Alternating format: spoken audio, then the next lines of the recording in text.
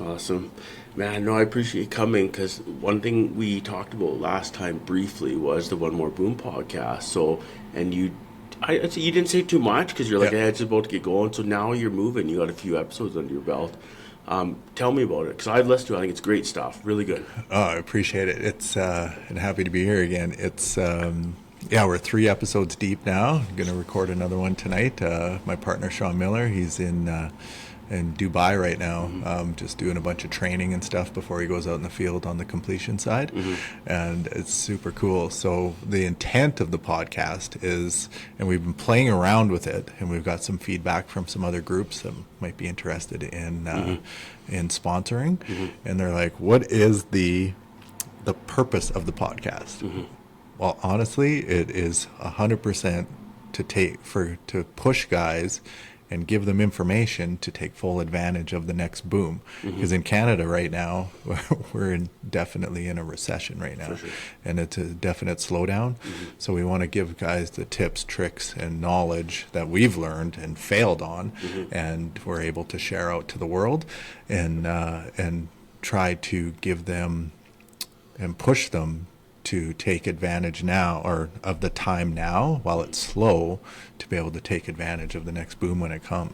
No, I like that. The thing that's hard for me is when I've talked to other people about, to slow down, maybe take some courses, maybe develop a hobby for your mental health, blah, blah, blah, that kind of stuff. And people are just like really risk averse right now in terms of spending money, spending anything other than time on job searches. So I appreciate you kind of opening up that avenue for people. Well, it's huge on that side is stacking your knowledge and stacking your skills. But there's so many free courses out there that guys can take. There's so many, well, man, YouTube is a great database now to learn anything, and you don't have to be spending money to be able to stack these skills, whether it's learning about real estate, whether it's learning about project management, whether it's learning about time management, all of those things. There's things you can do and start implementing into your daily life right now, to be able to, now when it does get busy, you've developed those habits, skills, and knowledge to be able to go and implement while you're on the job and be able to crush it once you're out there. What was the real inspiration? Because I don't think I asked this last time between One More Boom. Like, I get it, you have a heart to help people and you want to make. Like, was this based on your experience coming up and struggling, or is it just you have a heart for people and want to see them succeed, or what drives you? Yeah. What drives me is coming out of, while still going through a divorce. We're going 8 years deep now on that, and so many guys are in that same boat. I was going to say that's not uncommon. Yeah, it's not on. Yeah, I wish the system was different, where if this is the deal, let's just cut it off at the arm and move on. But it's not. So there's been a lot of healing and growing from these almost 8 years of that, and coming out of it, where now I don't really see my kids because they live in BC, out by the Radium area, and it pains me. So things like that, like the divorce, I don't think needed to happen. We'll never know if that actually is a thing because we can't go on another timeline. But I do know where I failed as a father. I do know where I failed as a husband, and I don't want that to happen to other people. It is going to happen, but that is where the passion comes from, is things like that didn't have to happen. And then the professional side, it hurts you when you go through things like that. I don't know anyone who's come out and hasn't had some sort of negative professional thing happening when going through a divorce. It's so common. Like, even the divorces, and which I'll say were relatively, like, not overly acrimonious, but they got through it. They separated for whatever reason, and they seem to get on. Both of them, again, I have a lot of friends have gone through it, and they all say, like, it definitely leaves a mark on you for sure, and that's definitely not a positive. No, it's we can spin it into a positive later, but while you're going through it, it's time and attention that's taken away from what you're supposed to be doing, and you're supposed to be present still as a father. You're still supposed to be still present at work, and I know for me, I was not present at work. Yeah, I was up on the Montney, on the line there when that was all going on. It was one of the projects, and I was not present. I remember writing on the pipe. It was, what was that, 2019, and I was writing on the pipe like 2012, 2014. Like, my brain wasn't like the year, or like next to the welds and stuff. So you think you're there, but you're not there. And having a team around you, that's why I'm big on mentorship. I'm big on coaching. I'm big on having a group of people around you that can call you out on your bullshit when that's going down. I was always a lone wolf, honestly, going through that, and it's not the way to go through life. We aren't meant to be on our own. Yeah, we talked about that on our podcast a couple episodes ago, and and it's a tribe mentality, and there's a reason why tribes are strong, and because when everyone's moving towards a common goal, and whether that's to eat in that instance, right, back in the day, and stay alive, but it's really not that much different right now. Oh, for sure not. Like, one of the reasons I love this industry is the community, but there's a lot of themes that go through it, and they're not all positive. I'm sitting down with a friend of mine, Fabian Warner, probably in a couple of weeks, and he started a group called Men's League, and I'd like him to talk about that, and it's really focused on men and the struggles and challenges, be it mental health or relationship based, because there's a lot of information out there, Nick, but there's, I don't like the word stigma, but I'll say we all have a bit of armor around us being big tough guys, and it's freaking hard. We always talk about be vulnerable, talk about mental health. Like, I don't know, man. Like, it sounds good on paper, but the reality is it's not happening. I'm pretty open guy, I think, as are you, and even I don't say I'm not that comfortable with it, So he's trying to really flush that out. So I'm looking forward to talking to him about this exact subject as well. No, it's huge, and I love guys that are doing that, because when I was going through, first started going through the separation and being a lone wolf, I gravitated to a men's group. It was a coaching group, and I love that I did it. But now looking back, I didn't get the full benefit out of it because, of the group of people that it was, and there was nothing against them, but there were a lot of doctors and chiropractors and things like that. They don't know the struggles that we have. So when I looked around at other men's groups, pipeliners in the oil field, they are a different breed. For sure. And if you don't resonate, if you're searching for something like that, and you're looking for that community, it's very difficult to find, like, in the personal development space and the accountability space. So to be able, and that's why we're creating the One More Boom community. It's not going to happen overnight, but that's what we're working towards. So something similar to your friend there, and but that's the intent, is to help to grow that community of people, like-minded people who want to take full advantage of this next boom, and be able to move forward. Oh, good. No, I appreciate it. Well, hopefully you can get it flying here sooner than later, because I know there's a lot of people struggling right now, but I also know from same things like there's a lot of work being planned in the background. This is when this work gets planned, during these slow periods, during construction.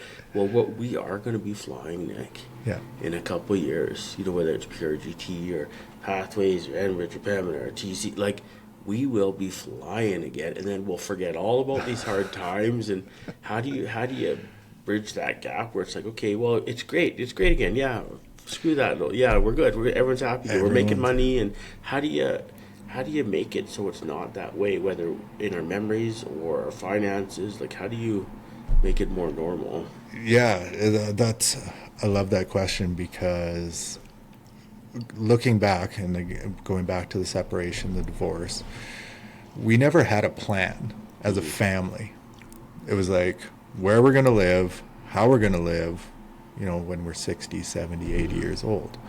We didn't have that vision of our family. It was It was literally survival. It was, let's get through today, let's make some money and hang out with the kids and go to their sports. But it wasn't, we didn't have that vision. So that's when those slow times did happen. And I've been through one, what was that, 2008, 2009, again, 2014, 2015. And then 2018, 2019 was kind of sketchy. A few of us got good or got lucky on Montney and stuff like that. And now today. So, but it was, if I look back, it was all the same. It was, it's just breakup. Okay. And then breakup extends a little bit longer. And now it's June, it's July, it's August, it's September. And when you don't know when those years are going to happen. And being able to have a vision of what you're doing. So, well, if you have that vision, where I'm going to live, how I'm going to live, this is what I'm going to look like.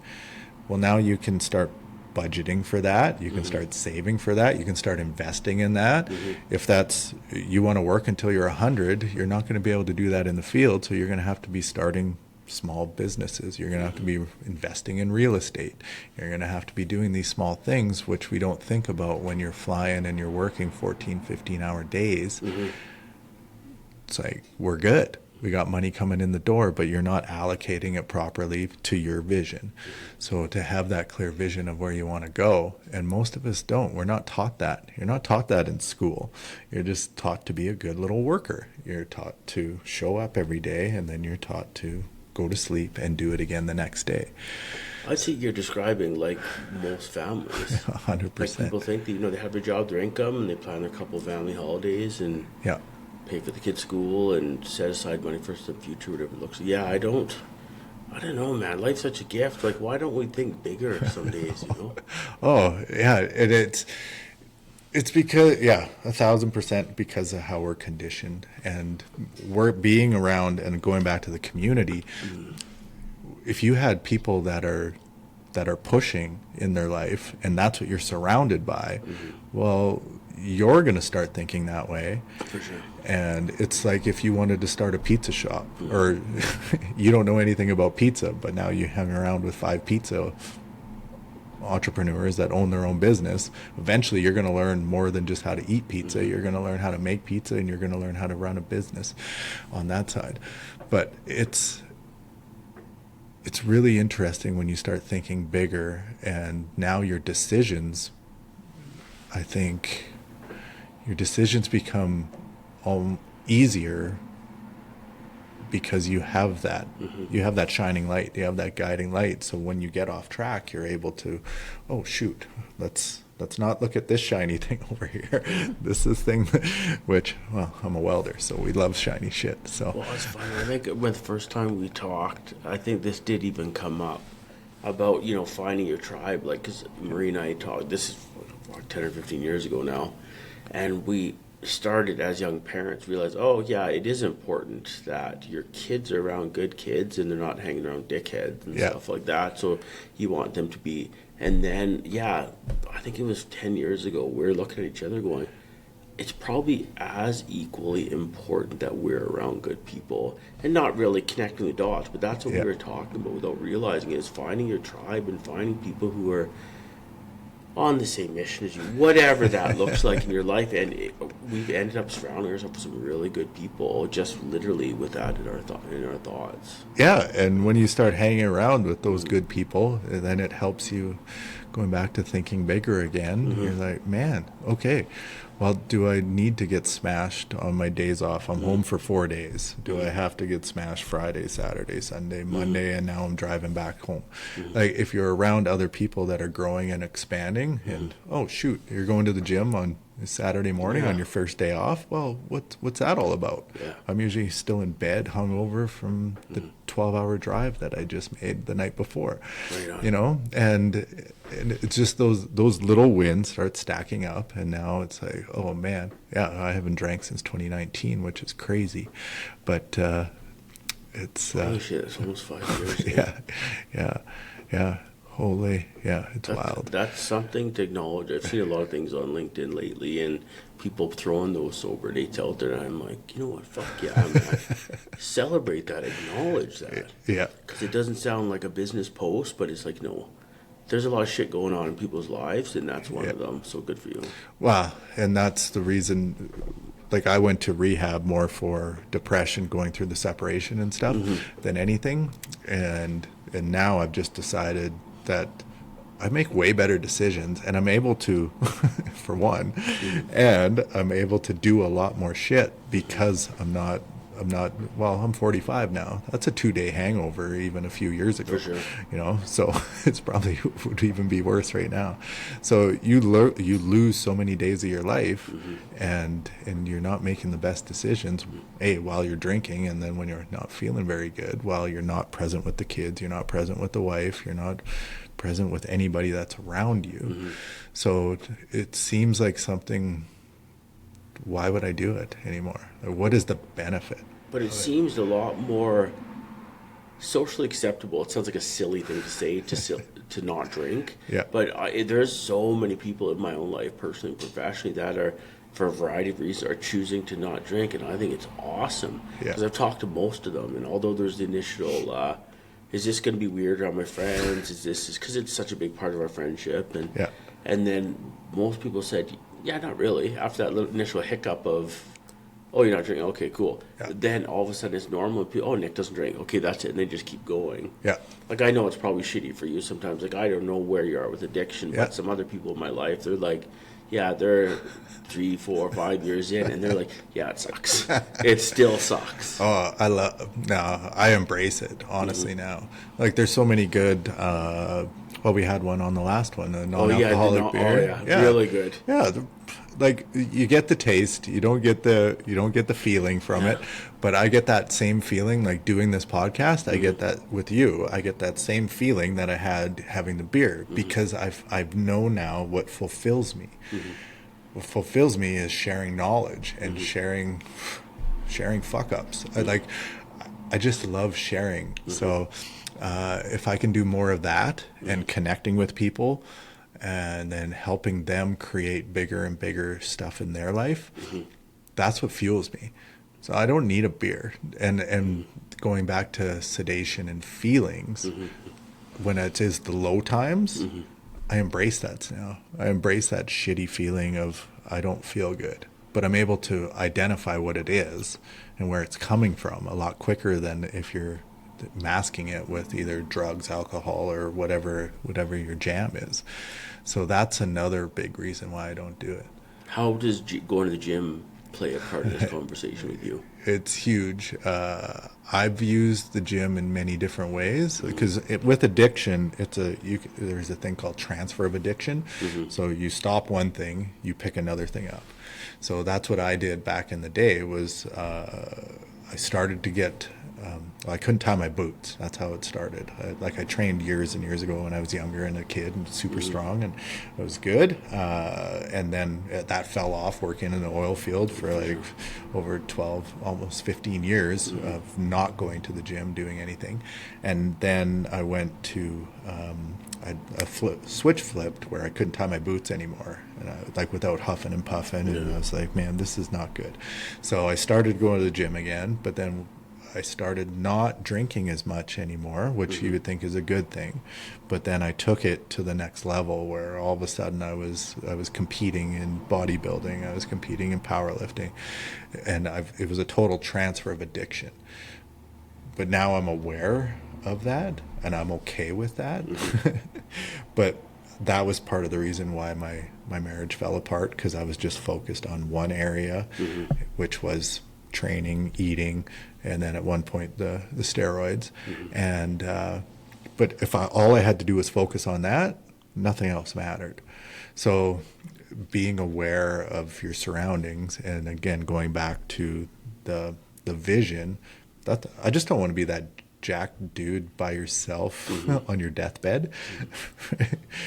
It doesn't make sense to me. So now I'm more aware of, I love the gym. I 4 days a week, and you can tailor that shit however you want to your lifestyle. Like if it's 1 day a week, if it's 2, like I do 4 because it allows me 4 nights that I can go and do what I want. Awesome. And when you're in business development like I am now, well, you're off, you're in meetings and going back to socially acceptable with the drinking, right? Especially in business development and food, because you're always out at, for sure. You're always out at lunches, dinners, whatever, brunches, and being able to make that choice now. I've been on a meal plan since 2014, basically, ever since then. So it's been over a decade of just eating meal plans and stuff like that. So now when I go out to restaurants and that, you can still eat with whoever you're with and not bring your little, I see one over there, your little plastic case or container. And but you know what to pick off the menu that's associated with your macros or whatever you're doing, and you can start making better decisions, because I don't want to be that guy that's huffing and puffing, putting my boots on anymore. It's just not where I want to be. Well, it's good. I'm sure you're probably encouraging and inspiring people around you without even realizing, Yeah, I had a phone call from a buddy the other day. He runs a couple trucking companies, and he's like, man, we talk probably every couple months. He picks up the phone, or I pick up the phone, and he phones me a couple of weeks ago, and he's like, man, you inspire me. You inspire me. And it got me back into the gym. He's like, man, I used to be able to squat, 550 pounds. He's a bigger guy, like strong guy. And now my son is getting into it. And other people around him. And he's like, man, yeah, I got back into it, and I squatted for the first time today, and squatted 225. Awesome. And I felt I didn't die, and I was able to do it. And so we're starting back at square one again. But he's like, I love it. And he's like, I just want to thank you. Oh, that's cool. So you never know, just like your stuff, you never know who's watching in the background. You never know who's just creeping, just kind of watching everything that you're doing, and that's where the uncomfortable part comes in at the beginning, when you start posting like you're doing, like your buddy Mike Guthrie there, and stuff, and it is uncomfortable when you're doing that. But what you're doing is you're getting what's in between your ears out, because it does fulfill you. I know you now enough to know that's like it's coming from a good place. For sure, but where you've been able to articulate your kind of why, in terms of why you're doing the podcast and building a community, I've probably never done that, because I've had another friend ask me, why are you doing the podcast? Like, I don't know, man. I like people. I like bike blinders. We'll just see what happens. But I'm sure, good stuff will come from it. Yeah. Speaking of Mike, he's going to sit down another week or two here, whatever, and man, I'm so proud of that guy's hustle and grind, because I do not have it. Because I remember talking to him there maybe a year ago. It's like, I'm going to post every single day. It's going to be good for the company I'm trying to support. It's going to be good for me. I'm like, do it. Go for it. And sure as shit, he does it. Yeah. He's not doing 5 days a week, man. He's doing 7. Oh. And he puts effort into all of them. I'm like, Mike, you're a special guy. I thought I was a hustler. Man, oh man, good for you. No, but the cool thing about what he's doing, and it's something that I've pushed away from. I post about 5 days a week, but they aren't his. He's doing videos, like himself talking in front. But what he's doing, and it's what I encourage my clients to do that have businesses and do things, is he's building a brand for himself. Whether he loses his job tomorrow, because I didn't realize, I thought that was his company that he was doing it for. And I'm like, this is awesome. Like, this is what I was encouraging other people to go, check this dude out. But he's building his brand. And if he could lose his job tomorrow, and now he takes that following, he takes that, like he could go work for another rental company. He could, if that's what and it goes with him. It goes with him. And but you can see from talking to him, like he does care. Like there's no. That's him on that video. He's not trying to portray anything else other than him. But he's trying hard. Like I said, he's coming in town, I think, in a week or two. He's like, let's sit down again. I'm like, man, absolutely. I'd love to hear what you have to say, for sure. Yeah, it's very cool. So the more people who do that, and I've seen a few other, and LinkedIn is so cool, because the algorithm is way different than like Facebook and all the thing, like, well, and just the content that's on there. It's all business, right? But that's why I had a client, he's a coating contractor, and he's like, and he was laughing at me. He said, hey man, like, I go on LinkedIn and I see a guy deadlifting. He's like, I know who it is. It's Nick. It's not business related, but if you read the caption, there's always something that's related to it, because your fitness journey, your relationship journey, your business journey, it's all tied together. And I love the holistic part of it now. So fitness, family, fulfillment, finances.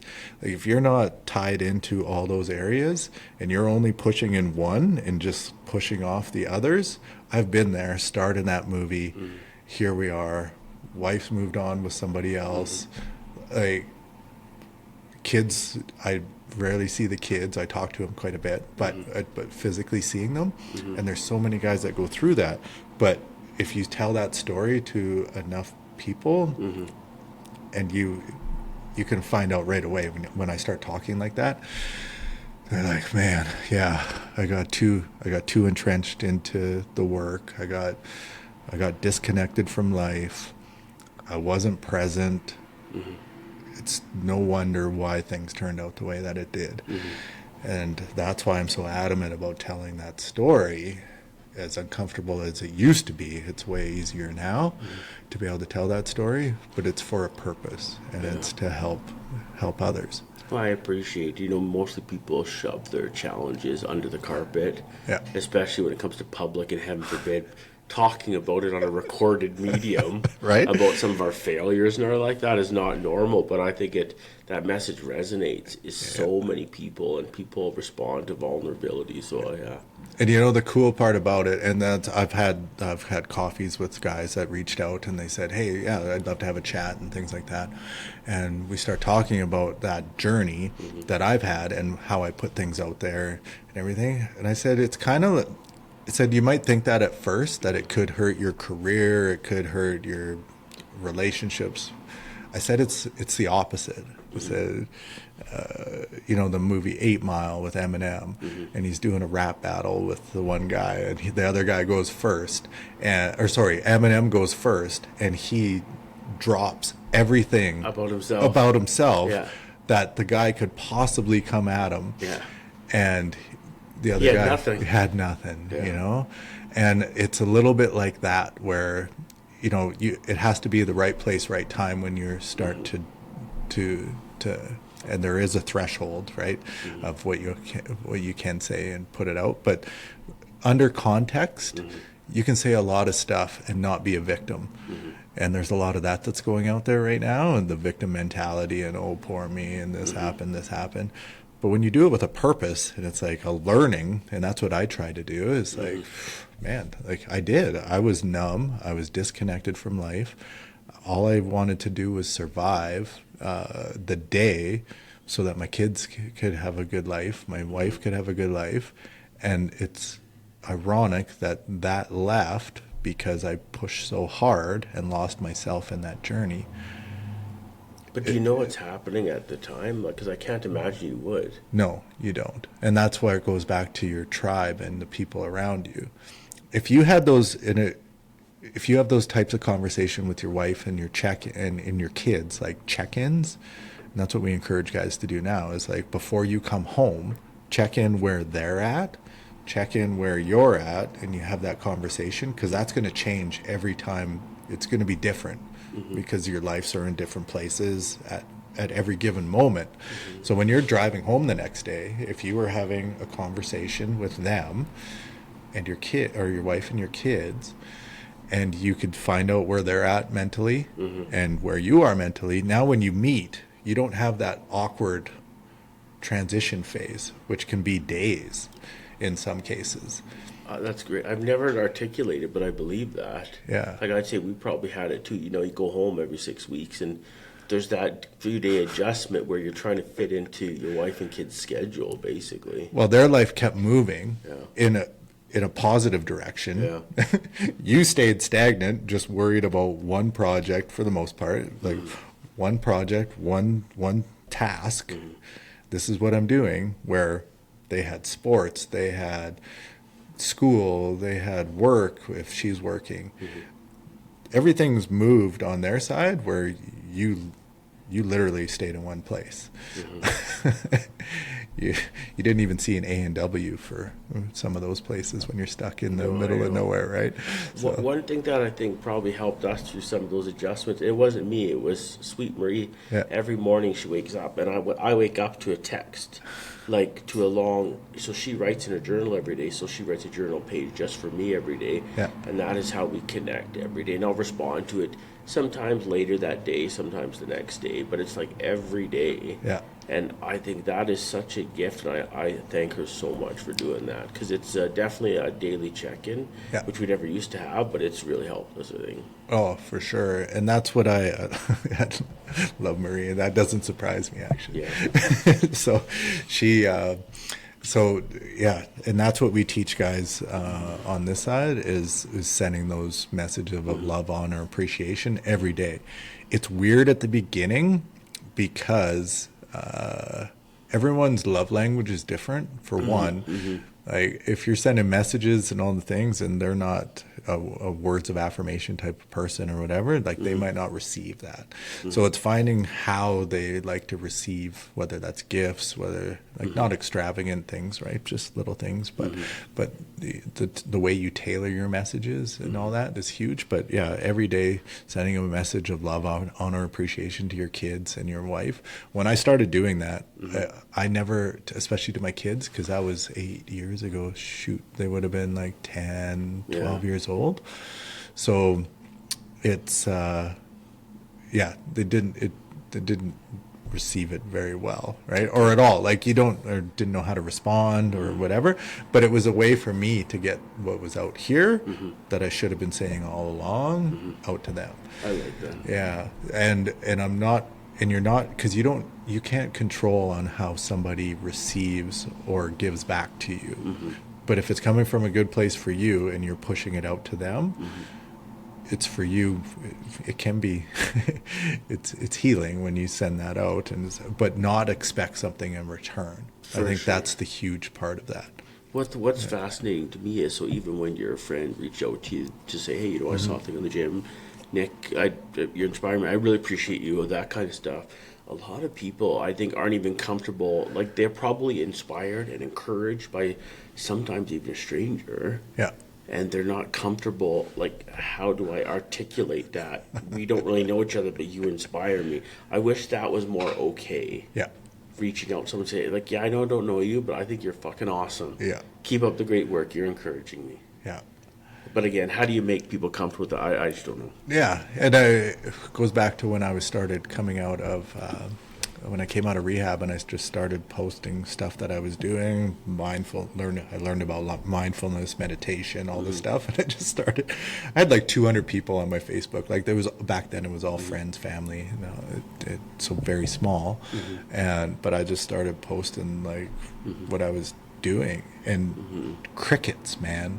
It was just crickets, and I just kept doing it because it was a way for me to journal without journaling. Yeah, like social media was a journal, and again, not being a victim while you're doing that stuff, and how people receive it. I didn't even care. I still don't, because it's for me. And you do have to tailor a message when you're building it into a business so that it resonates and that business grows. So that's another whole thing.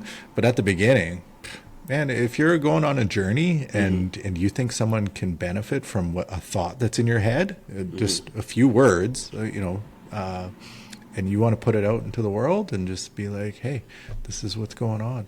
I encourage people to do that because it's healing. You're getting it out between your ears. If you don't want to put it on pen and paper, like a journal, we're not taught that as dudes to, you mentioned Marie, like journaling, we're not taught that as dudes to do that. So use your social media and tie it to either your job, your business. It's like a parable, right? Like, here's a story. This is what I learned. And this is how you can apply it to your life. how cool is that when No, you I can think start putting it out I there? think it's awesome. I like they say social media. Like I'm gonna say a few years ago, I unfollowed all the political stuff, and I love Yeah, politics because for a variety of, I love it because it was just so negative, and yeah, I'm like, I don't need this shit in my life, man. And I yeah, tried to unfollow a bunch of different pages, and I started following more positive pages. yeah. Not that they were super exciting and interesting, but I know they were putting positivity in my mind and my heart. And so now, after going through the American election cycle, which was the best entertainment I've had in ages, I'm like, okay, well, maybe I need to do a bit of a cull again on this Yeah. politics and get back to the positivity. Oh, it's massive. Yeah, I follow it to a point, the politics, especially with the state stuff there, and but man, you learn if you. So I use social media as well as a creator, not a consumer. So there's ways to do that and still be a creator when you're scrolling through the things. Like what I'll do is I'll physically pick out. I still get caught once in a while. I'm not perfect, just just flipping. But if you have a purpose in mind of why you're going on there, what you're looking for, as you scroll through it, you're going to, it'll start feeding you more of that information. But now you can comment on other things. Like you're great at commenting on other people's things, but you're also reading it, taking something in, and you're learning. But as you're commenting, you're creating, you're adding to other people's lives, and someone's going to read that, somebody's going to see it, and especially with LinkedIn, because as soon as you comment, it'll pop back up on your feed. Sure. And it's very cool how that all works. No, I like it. I like to do it, especially if I read something and I think, oh, that's cool. Well, it usually takes 2 seconds to take a comment and go, yeah, I read it. That was actually great. I agree with that. And just hopefully that just encourages people to keep doing, Yeah. posting good, positive stuff, not get defeated and after a few years just bail out. Yeah, exactly. Because they don't get any feedback. Oh yeah, like it was probably 2 years for me when I started posting on it, and there, like I say, crickets. It was like nothing. I'm like, yeah, whatever. It's just for me, but not everybody's like that, and my ADHD is pretty high, so we get fixated on something and we usually stick with it and keep going. But it's huge, yeah. But it's using it for the good and being a creator, not a consumer, and you can use that social media, yeah, very, very positively. Right on. Yeah. Yeah, it's very cool. Yeah, so no, I appreciate the conversation and getting more about the community. Yeah, we're piecing it together. Where we want to move that to is add as much value as we can in the community, like Facebook, all the stuff. Like if you're searching for pipeline or oil field stuff, man, you have to sift through all the crap going back to the social media quickly. But so that's what we want to take it off platform. Yeah. So that when people are going in there, want to post in there, everyone will see it that's in the community and be able to help grow it that much faster is what we're thinking. So when do you think this is going to come to life? Well, I'll say in the new year. Okay. Yeah. Good for you. Yeah, January, February. Yeah, we want to create some content that we can have in there so that people can, whether that's financial, like budgeting is one word that we're looking at. Like these aren't sexy topics, but they're something that we need to be cognizant of. And again, going back, you can start implementing some of this stuff now. So when you start making money, you can hold on to some of that money, and or start investing it and using it elsewhere. So yeah, budgeting, fitness related stuff, sleep is a big one. My partner, he's really big on the sleep, so we'll post some stuff in there about sleep. Definitely business related, marketing. We'll start piecing some stuff like that for business owners that want to, take some stuff that we've learned over the years and start implementing it. So. Well, I know you'll come on again or whatever and share more about it. But you know what?